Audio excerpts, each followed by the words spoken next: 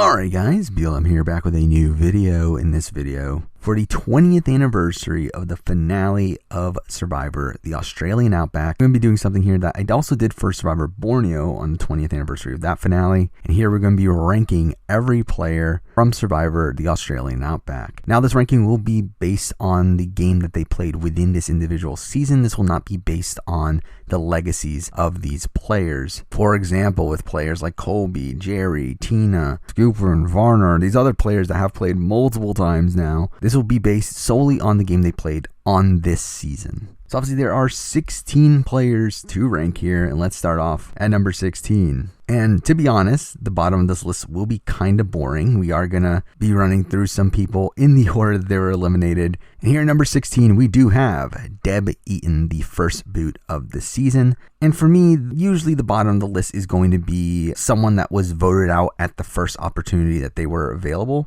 That doesn't necessarily mean that they're the first boot of the season, because obviously challenge wins could factor in there. But usually it's always going to be someone that was the first voted out of their tribe. If we look at the Borneo list, Sonia wasn't at the very, very bottom. Mind you, she was very close. But here with Deb, I do feel like she's got to be at the bottom. Obviously, she was the first person voted out of the Kucha tribe. That's obviously playing a factor here. But also, it just seemed like she didn't gel with her tribe. It seems like she just didn't have the ability to bond with the Scoopins, Rogers, Elizabeths, the Kimmys, the Jeffs, the Scoopins of the world. Like she just didn't bond with her tribe. That's obviously a factor there. But really, the biggest thing that puts her towards the bottom for me is the fact that I just don't think she ever bonds with her tribe. I think Deb Eaton's is the type of person that is almost always the first boot whenever she plays. While she might not be the physically weakest person on her tribe, I do feel like she's always going to be the person that isolates herself within her tribe. And through that, I don't really have much confidence in her ability to actually play the game. Now, that being said, I actually was somewhat impressed rewatching the Australian Outback with how she approached that first round, where she was actively playing. Like, she was going around throwing Jeff under the bus. Like, at least she was playing the game. But at the end of the day, I just don't feel like there's any real hope for her. Like, even if Kucha had won every pre-merge challenge and got to the merge without losing a member, I feel like Deb is still the first person to go from that group. Like, I don't think anything ever changes there. So for me, Deb lands here at the very bottom. Now, number 15, we have the very next boot. We have Kel. This one was actually tough. I did debate this for a little while between Kel and Deb. The reason for that is because Kel is someone that I think is probably all around a worse player than Deb, in the sense that I think he's also terribly socially. I mean, we saw just like Deb, he completely isolates himself from the tribe. He obviously has the controversy with the beef jerky gate, and the way that he responds to that is just terrible and just makes him look even more guilty. He didn't seem to have any inkling of the strategic game, which again, at least Deb was actively campaigning for other people, knew what to say. It's just that it was never going to work. I feel like Kel did more actively wrong to get himself out of the game than Deb did. However, the reason why Kel is higher than Deb for me is because I do feel like Kel could have made some inroads if he had made it further into the game. Like, while Deb is the type of person that, again, I don't think ever bonds with her tribe, I think Kel is someone that if he had been given more time, I think he's an affable enough guy that he would have built some bonds with some other players. Plus, also, I do think he is one of the more physical people on the tribe. I mean, he was known as one of the strongest guys on the Ogakor tribe. And that's another factor here, in the sense that I do think Kel has more potential to make it further into a standard game of Survivor than Deb does. Though at the same time, I think you have to also fault him for the fact that he was taken out this early, despite the fact that he was the strongest guy on that tribe. But at the end of the day, again, Kel played terribly, obviously. Like, he was the first boot from his tribe in a position where he was one of the strongest members of that tribe. And a lot of that came from his lack of social awareness, his lack of social ability. And also, he just seemed to have nothing going on strategically either. So it's like he played terribly, but I do feel like his potential is slightly higher than Deb's. So he lands at 15. Now, number 14, we have the next boot, sadly. But I do feel like there's more to talk about with this person, and that person is Mad Dog Hershey. And I love Mad Dog as a character. I think she's just a fun personality. I do think that's one of her greatest boons within the game. I mean, we saw that people liked Mad Dog while she was out there. She was someone that, like, when she was voted out, everyone was sad that they had to vote her out. And that's the thing, is that I do think Mad Dog has more potential than both Kel and Deb, in the sense that if she was able to make it to a merge, I do feel like she's in a very strong spot. Problem is that she probably doesn't make the merge 95% of the time that she plays. And that's why she is obviously still so low on the list. That, again, like, I think on any given season, if she makes it to the merge, she's guaranteed to make it probably top 5. Now, the question is, are there people willing to take her to the end? I think that's a question mark, but I do think she is such a likable person that she probably does win a jury vote. But really, it's the biggest factor here is the fact that she probably doesn't even make it that far the majority of the time due to her physical weakness. So that was a debate that I had again. Last time with Survivor Borneo, I did end up putting Sonia above BB. Even though I did think that BB had more potential to make it to a merge, I felt like Sonia had a better chance of winning the game. And I feel like this is a similar situation here with Mad Dog versus both Kel and Deb, where I think Mad Dog has more of a chance of winning the game, and that's why she is higher, even though she has less of a chance of actually getting to a merge situation. So at the end of the day, for me, she lands here at 14. Now, number 13, we're finally not in the boot order, though we're not that far away from it. But we have someone that I think as a player is probably higher than this. Again, if we're ranking them as a player in the grand scheme of Survivor, I think they're definitely higher than what this placement indicates. However, they did play pretty poorly on this season, and that is Kimmy Kappenberg. Now, again, I think Kimmy played pretty well in Cambodia. I mean, if we're ranking people's gameplay on Cambodia, she's definitely much higher on the list. However, here of Australian Outback, she's got to be pretty low. And a lot of that's because, again, she's another person that just didn't seem to bond with the members of her tribe, to the point where the reason why she's voted out when she is for tribe unity. And a lot of that stems from the fact that she did get into an argument with Alicia, which obviously burns her relationship with Alicia and Jeff. I mean, mind you, she didn't have the greatest relationship with Jeff to begin with. She seemed to be someone that just annoyed people out there, kind of similar to like a Jenna Lewis from Borneo. I feel like Kimmy was kind of that similar archetype here on the Australian Outback. But the big difference here is that Kimmy was obviously taken out pre-merge, while Jenna was able to at least make it to the merge and make more of an impact on that season. So because Kimmy was taken out so early, didn't really have much strategic chops within the game, and was taken out to unify her tribe, I don't look at her game as that strong here on this season. So she lands here at number 13. Now, number 12, we're at the person that I just skipped over. So yeah, the bottom 5 are the first 5 boots. But here at number 12, we do have Mitchell Olsen. And Mitchell is someone that I have a tough time assessing, because Mitchell is someone that was within the majority of alliance on his tribe. I think that's something you have to give him credit for, is that he was a centerpiece of that majority alliance of him, Jerry, Amber, and at the time, Colby and Tina. Obviously, they later defect. But Mitchell was in a pretty strong position for those first few rounds in the game. Now, obviously, he does get flipped on, and you have to completely knock him for that. The fact that both Colby and Tina flip against him, side with Keith over him, that's not great. But I do think the fact that Mitchell was even able to get into that position to begin with is already a sign that he's a better player than the previous 4 that we've talked about, who never were in the majority alliance of the game. Plus, also, I do feel like a lot of the downsides to Mitchell's game come from the fact that he was so big. Like, in the fact that because he was so big, he was so malnutritioned out there, and because it had no real energy to do anything within the game, which caused people to think that he was weak. So I think that was a major factor within the game, is just his natural body type. But again, he's someone that I think if he had gotten to the merge, which he was very close to doing, I think he is in a dominant position there, where he's part of the core 4, again, as long as like Colby and Tina don't flip, of him, Amber, Jerry, and Colby. And who knows where things play out from there. I mean, probably Jerry was going to try to take Colby to the end. So, I mean, maybe that's not the best end game position for him, but he still reaches the end game pretty easily too. So it's like, I do feel like Mitchell would have been in a good spot had he had gotten through this one round, but at the end of the day, he didn't. So I can't really assess him too highly.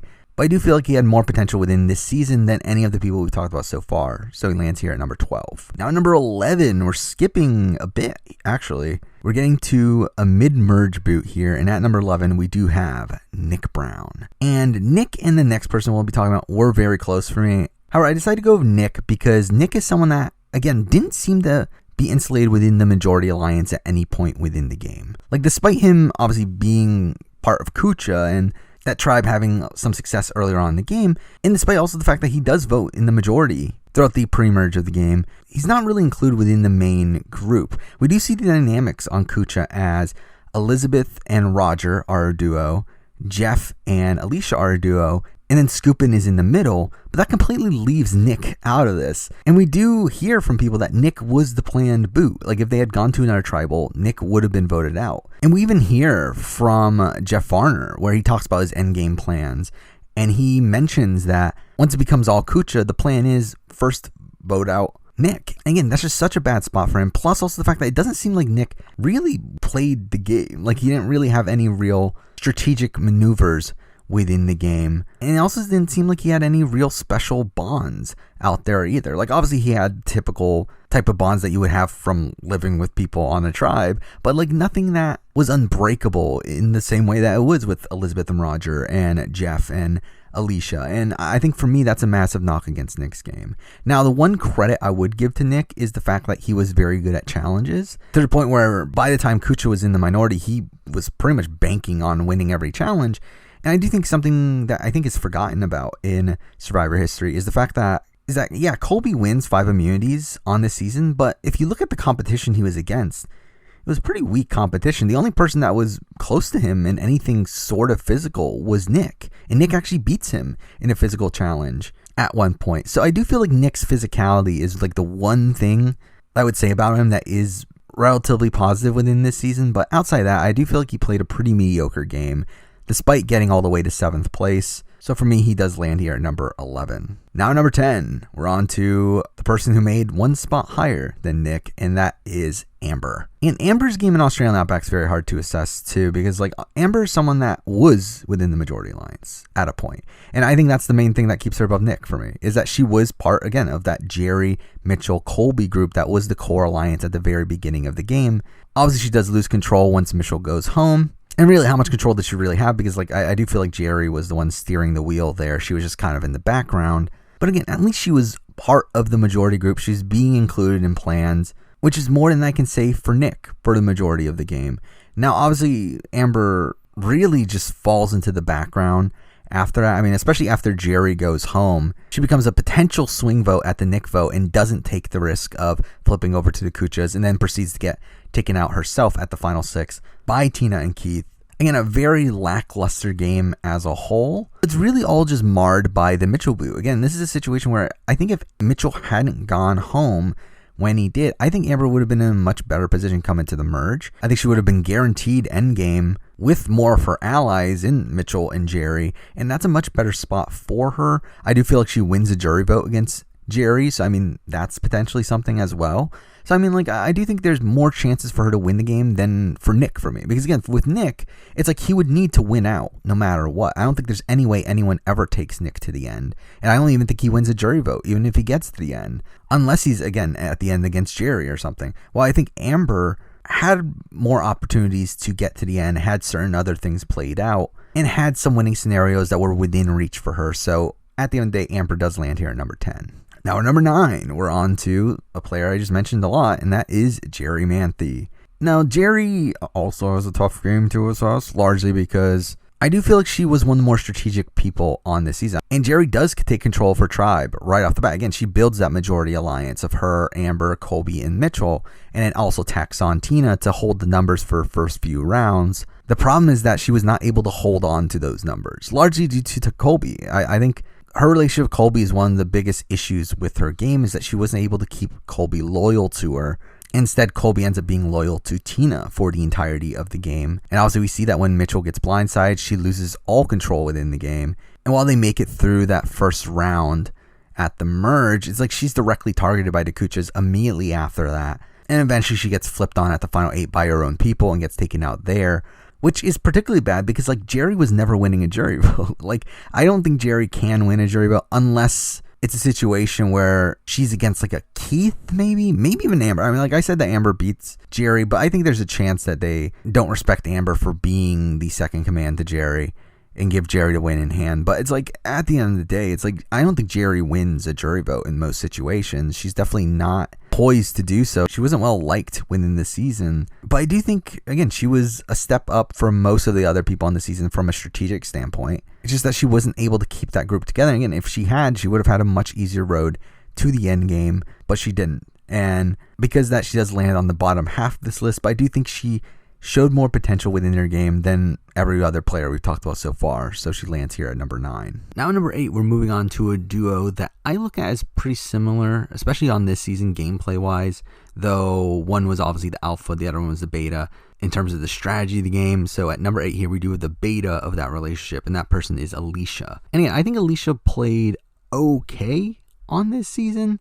Not like she's some big strategic mastermind or anything, but I do think you have to give her credit for building a pretty unbreakable bond with Varner that could have potentially carried her all the way to the end of the game had Kucha gotten the numbers. And I do think she was well respected for being a physical presence on the tribe, and I think that's something that could have potentially got her the win from a jury. However, obviously there's some knocks. First off, I think you got to knock her for her getting into fights with people, namely Kimmy. I think the way that she treated Kimmy changed her perception from the other players while out there. That possibly would have made her lose the jury vote if she had gotten to the end. Also, I do think you have to knock her and Jeff Varner when we get to Varner, both of them for their positioning within the game, in the sense that yes, they were a very strong duo, but I think something they misunderstood was that Roger and Elizabeth were a very strong duo that also had Scoopin more in their corner than Scoopin was in theirs. And because of that, I feel pretty confident on saying if Scoopin hadn't been medevaced, that more than likely Roger and Elizabeth would have won out that vote at the final 5, and Varner and Alicia would have been taken out back to back, which obviously I think is a flaw within her game. Plus also the fact that she is the beta of that relationship from a strategic standpoint, where I do think Varner was the person more calling the shots strategically and was the one that was thinking more about the end game strategically. But again, with that being said, I don't think Alicia played poorly on this season. I think Alicia would have had a lot of potential to win the game had Kucha won out on that merge vote, especially with Scoopin gone. I think that greatly benefited Alicia's game. But really, at the end of the day, I don't think her active positioning was the greatest. I don't think she was actively doing things to put her in a better position. Plus, also, I feel like she's the type of person that would ruin her jury chances along the way. So at the end of the day, she does land here at number 8. Now, number 7. Again, very close, but I just feel like this person was the alpha when it comes to the strategy of that duo, and it is Jeff Varner. Now, obviously, say what you will about Jeff Varner now. This is solely about Jeff Varner's game during the Australian Outback. I, again, think he played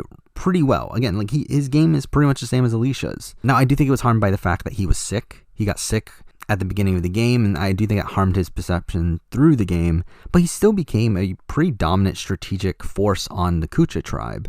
I think, again, the problem for him is that he thought he had Scoopin more than Roger and Elizabeth had Scoopin, which I do think is an incorrect read on his end and probably would have cost them the game had those 5 had gotten to the final 5. And we do see that with Varner talking about how the plan is to vote out Nick next, and Nick is the first person to go from that alliance when really he needed Nick. He needed Nick in the game to get the numbers over the other side, but he just didn't see that. And I think that is a massive flaw within his strategic positioning within the game. But still, he was able to overcome being perceived as weak due to him being sick. I mean, he was able to survive over Deb and Kimmy, 2 people who directly coming after him. So I think you got to give him credit for that. Plus also, I do think he was kind of the strategic head of the Kucha tribe by the time he goes home at the final 10.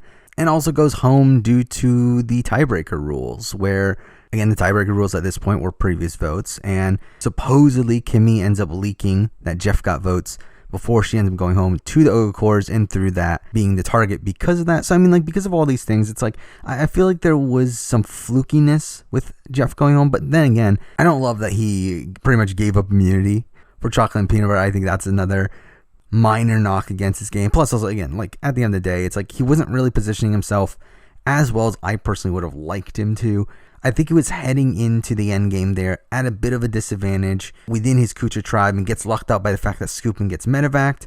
And even then, he might have still made the wrong decision if they had gotten to that final 5 in voting out Nick, which would have left the endgame very much in flux when he should have had it in the bag by that point. So really, it's I don't really trust this version of Varner to be making the correct calls for his tribe, despite him being in that position to make those calls. So really for me, at the end of the day, Varner has some highs and some lows, but he lands here at number 7. Now we're number 6. It's the only person remaining on this list that did not end up making the top 5 of the season. And somehow at number 6 here, we do have Michael Skupin. And again, this is his game on Australian Outback, not including Philippines, or definitely not including the stuff that he's done post-show. Again, just talking about him within the confines of Australian Outback, I was actually surprised that he ended up being this high. Because obviously, like, the thing about Skupin is that he does become the leader of the Kucha tribe, but at the same time, he's this person that, like, tells his tribe he doesn't want to be the leader, despite blatantly being the leader.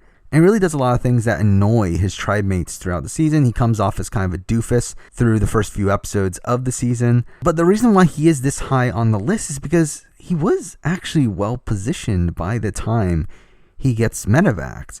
If we're looking at his game, I mean, like, he was very well positioned. I mean, he was essentially, again, in the middle of 2 pairs, where both the Varner and Alicia side of the tribe and the Elizabeth and Roger side of the tribes were essentially fighting for his vote. And again, based on the edit and everything, it does seem like he would have sided with Roger and Elizabeth, which I do think is the correct call for him as well. I do think that is the right move to make. So again, if he had not been medevaced, Kucha would have came in probably 6-4 in the numbers, possibly. Again, they could have lost the number, but whatever. Like, let's just say Kucha gets the majority. More than likely, the final 5 ends up being Skupin and then those 2 pairs, which again, perfect position for him. I think he sides with Elizabeth and Roger, takes the other 2 out, again, and barring any immunity wins. And through that, he gets himself into a position where, yes, he's at the end with a pair in Roger and Elizabeth, but he's at the end with a pair that really are rarely ever winning an immunity challenge. Mind you, the final immunity challenge for the season ends up being Fallen Comrades, which is kind of unlucky for Skupin, but most other seasons of the show end with an endurance comp, and I do think that's Skupin's wheelhouse, especially against these other 2 people. Like, Skupin should have been in a position to actually win this game. If not win the game, then at least get to the end of the game. Like, I don't know if he wins against Roger. I think that's probably who he takes to the end.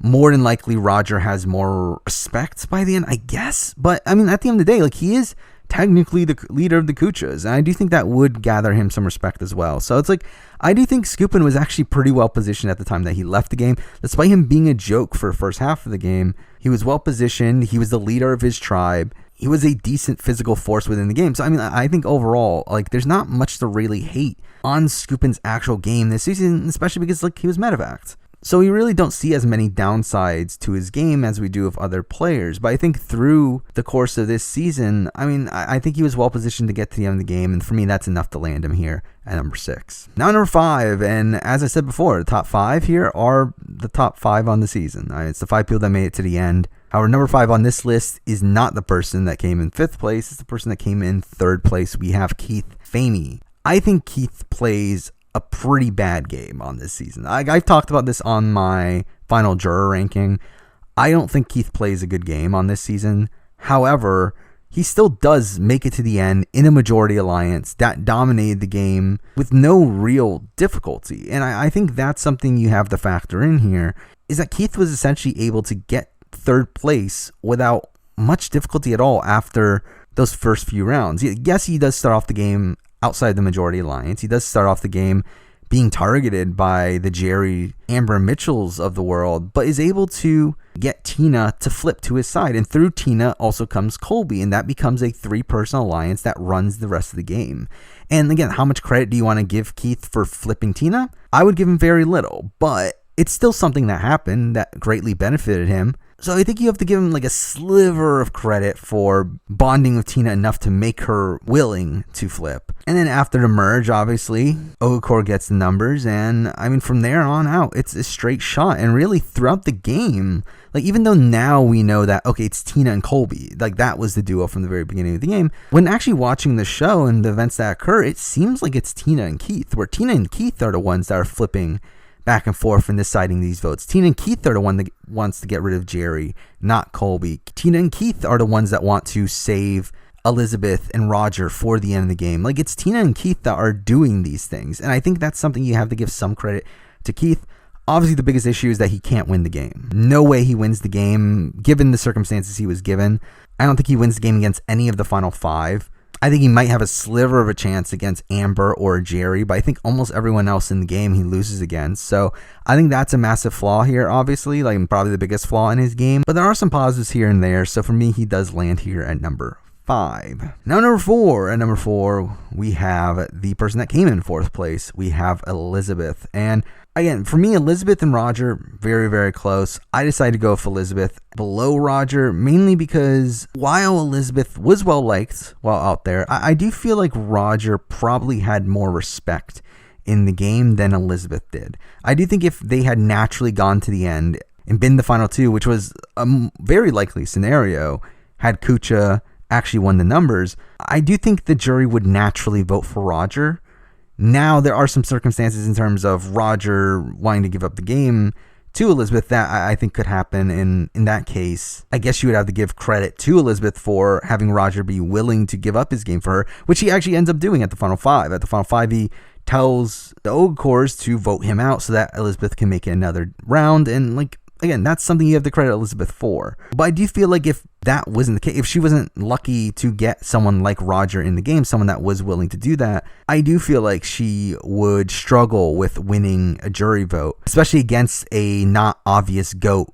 Because again, like as I said, like almost everyone can beat an Amber, a Jerry, probably a Keith. But I do think if she's up against Colby, a Tina, a Roger, I think she has a harder road there, especially if people don't vote on tribal lines. Outside of that, though, again, like she pretty much played the same game as Roger. I mean, she was right alongside him the entire way through. I mean, they played very similar games. They were a duo for almost the entirety of the game. But for me, there were just some things I feel like Roger edged her out on, and that's really the main reason she's at number 4. It's not because she actively does anything poorly. It's just because I feel like the other people in the game did things more actively well.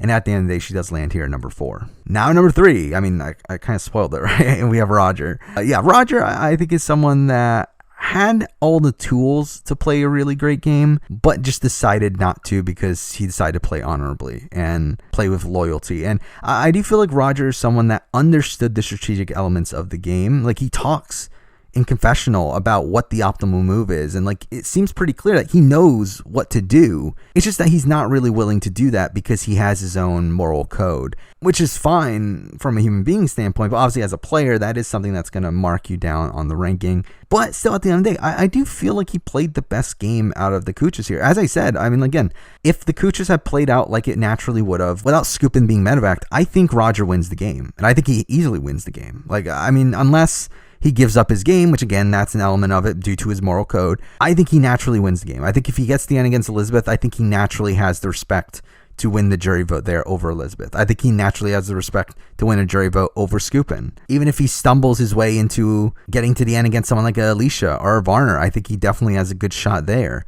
Even if he had gotten to the end in the real life scenario against a Tina or a Colby, I think he has a good shot there as well. I mean, like, I do feel like Roger was someone that was well liked out there, that was respected out there, and was also well positioned out there. The only reason he's not number 1 or number 2 on the list is because he didn't end up getting to the end, largely because of the Kuchas losing the numbers due to Scoopin in the fire and then also the tie vote situation. So it's like, that's some wonky stuff there. That's stuff that wasn't really as much in his control. Obviously, like, the Kuchas have control over who they voted for. If they had voted for Jerry instead of Colby, they would have been in a better position. But at the end of the day, the Ogres just outplayed them in that situation, which is obviously part of the reason why 2 of them are higher than him. Plus, also, again, his moral code really holds him down as well. So Roger lands here at number 3. Now, number 2. I mean, this should be easy, right? I mean, this is pretty obvious who my number 1 and number 2 are. Obviously, the top 2 of the season. And the order should be pretty obvious, too, if you've heard me talk about their games in the past. At number 2, I do have Colby Donaldson. Yeah, I think Colby played well. I think Colby played well this season. Obviously, was someone that won 5 immunity wins. Really, really insane run. Though, obviously, again, his competition wasn't the greatest in the end game. I mean, he was competing against Keith, Tina, Elizabeth, Roger. Like, definitely not the strongest group in the world. So, like, the fact that he wins all those challenges isn't that surprising. But also, like, the challenges that he wins actually weren't physical for the most part, but really obviously for this ranking, it doesn't matter. Like, either way, he dominated in the challenges, and strategically, obviously, he was alongside Tina. Now, I remember for the longest time, I always thought Colby should have won. Like, I always thought Tina shouldn't have won that jury vote. However, I think as time has gone on, I've definitely grown to respect Tina's game a lot more. And also, really, my opinion of Colby's game has gone down. I think, one, it becomes very clear that Colby was the second command to Tina, that Tina was the one making the decisions for that group. And we see that through the Jerry vote, where Colby doesn't want Jerry to go home. Tina still gets him to vote out Jerry anyway. We see that at the final 6, where Amber goes home. Tina and Keith are the ones to flip against Amber. Colby votes for her to stay. Mind you, some of that also has to factor in him trying to get her jury vote, but still, like, I still think Tina was in charge during this game. And that's the thing about Colby, is I think Colby started off way better positioned than Tina. I mean, the fact that he was part of that core group with Jerry, Amber, and Mitchell, I think is obviously a great indicator of how much power he had at the beginning of the game. But I think he gave up that power to Tina by the time the Mitchell vote. Or when Mitchell goes home, he flips the game in a way that doesn't really benefit him that much. Like, it benefits him in the sense that he gets to go to the end of people that he trusts, I mean, namely Tina, but it doesn't really benefit him as much strategically or position-wise within the game, especially considering Jerry was willing to take Colby to the end of the game. So it's like really just not even getting his way at multiple points within the season and really ruining his game in order to benefit Tina. And obviously, we see that at the final decision, the final thing he does on the season, in voting out Keith over Tina, a move that obviously costs him the game, but also in his final jury performance, it's like he's not even really trying either. Mind you, Tina performs terribly too. Like, they both perform poorly, but Colby doesn't even bother giving final words. Like, I mean, Colby, I think, plays a pretty good game. I mean, like, it's still a good game at the end of the day, but considering he does lose, and a lot of that being due to him giving so much leverage to Tina at multiple opportunities, he does have to land here at number 2. Now, number 1, the best player on the Australian Outback is very obviously the winner here. We have Tina. Now, she's not just here because she's the winner. I mean, I've said this before, just because you're the winner of a season doesn't make you the best player overall. Obviously, there's a lot of luck and outside circumstances that come into play that give a person the win despite them not playing the most optimally the entire time. But I do feel like Tina very easily played the best on the Australian Outback. I think she dominated the game. And this is something I didn't really realize until a few years ago, but I think she straight up dominates the game. Now, how much of that was intentional? I think you do have to question that, but she still does dominate the game. I mean, she just starts off the game in the majority alliance, but definitely on the outskirts of it. Again, she's part of that Jerry alliance, but she's the clear 5th on that. And once she realizes that, she's able to flip the game. Again, she flips over to Keith and brings Colby along with her in order to cause a tie against Mitchell, sends Mitchell home, and from that point on, she has the power within the majority alliance. I mean, she's the core within the Colby and Keith alliance. Like, she's the closest to Keith, she's the closest to Colby.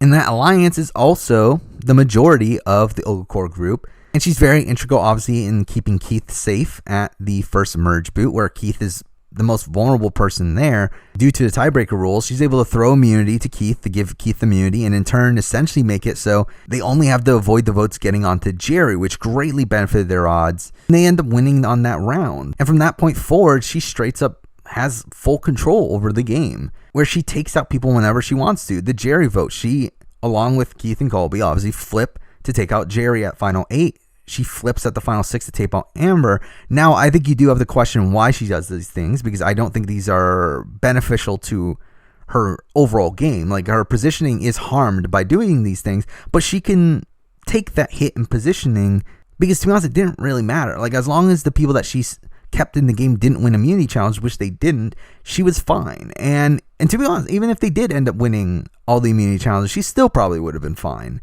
Like, that's how well positioned she was in that endgame, is that she was never in danger despite making moves that weren't in her best interests. Like, going to the final 5 with Roger and Elizabeth, 2 people who have a chance at beating her, is not the optimal strategy, but it doesn't matter because she is so well positioned within her group, and even then has a very strong relationship with Elizabeth, to where I think Elizabeth would have taken Tina to the end had she not had the option to take Roger. So it's like, I think Tina just was so well positioned throughout the entire game and dominated the game strategically throughout the entire game. So while her motives might not have been ideal, again, I think her motives were that she won the good guys to win the game, which is not my favorite thing in the world. It's like she still does it and is able to convince Colby to take her to the end. And mind you, she would have taken Colby to the end, which is also not as good of a move as taking Keith. But at the end of the day, she beats Colby. So she still gets into a winning scenario no matter what happens there. I think she wins this game in almost every scenario in the end game. Like, I think it's very tough to see a scenario where Tina loses the game in the end game. Like, obviously, there's a chance she loses against both Roger and Elizabeth, but those were scenarios that were very unlikely to happen. I think she wins easily against literally everybody else. Obviously, she beats Colby. I think she beats Keith. I think she beats Amber. She probably beats Nick. Tina plays a pretty incredible game, especially for this early on in Survivor's history. And really, I think easily plays the best game up until Brian Heidick in Survivor Thailand. So like 3 seasons later. And even then, I think there's a debate between the two. And even beyond that, the next winning game that I would even compare it to after that is probably Tom Westman. So it's, again, that's a full 8 seasons later. Like, I do think Tina plays a very strong game, especially for this early on in Survivor's history. So for me, she ends up at number 1 of my Australian Outback player ranking. But there we go. I mean, that is every player from the Australian Outback ranked here based on how they played on this season. So yeah, that's it for the Australian Outback. Obviously did this for Borneo, now Australian Outback. Obviously I'll do this for Africa when the time comes. Do a retrospective of the season as a whole, and then follow that up with a player ranking a bit later. So you can stay tuned for that. I kind of would like to continue this process moving forward, these 20-year anniversary videos in this series of a retrospective and player ranking. I'd like to do that moving forward with not only this, but also with Big Brother down the road. Also, I thought about the idea of going backwards in time with the modern seasons to kind of catch up on those player rankings as well, but that idea isn't fully solidified yet. I'm not entirely sure if I want to do that, but that is something that's also in the cards. But for now, that is my player ranking for the Australian Outback. Thank you for watching.